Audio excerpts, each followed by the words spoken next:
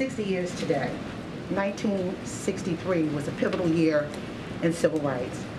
Medgar Evers was shot and killed in June of '63. The March on Washington in August of '63.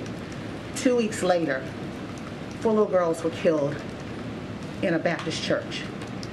That was 60 years ago.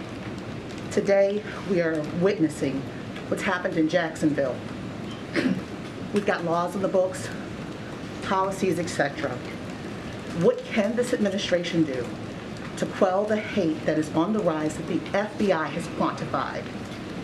Sure.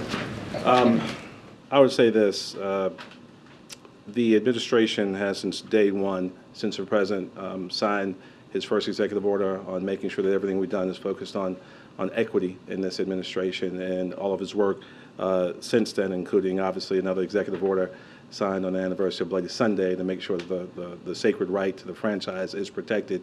It is sacrosanct in everything this administration does. Obviously, there's a full investigation going on in Jacksonville right now. We're going to let law enforcement authorities do their job. But everything in this administration is focused on making sure that we try to appeal to the better angels against, it seems, a rising tide of not only racism, anti-Semitism, Islamophobia, violent attacks against our LGBT, our brothers and sisters, and even significant crimes against our AA and HPI community.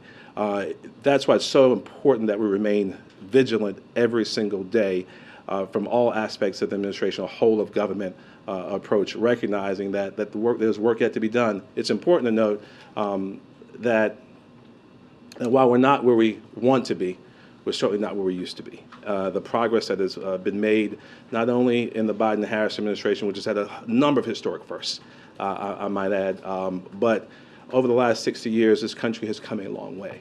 And we have to, I believe, people of goodwill have to lean in to that progress, but realize that we are on the front line against a rising tide of a lot of isms, and we've got to continue to push back together. That's embedded in the president's piece in the Washington Post. I encourage everyone to lean into it. Follow up on that, if I could, real quick.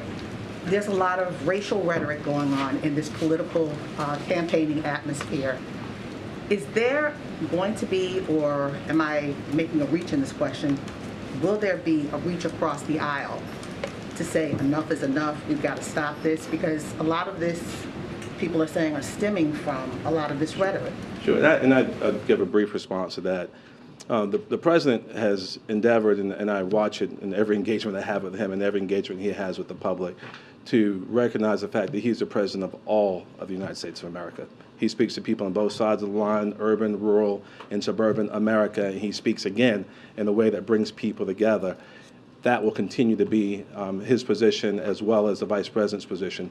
But yes, it requires the president, the vice president, but all of us, again, to lean in and make sure we're working to pull people together and push back against that rhetoric that we do see, April. Thank you.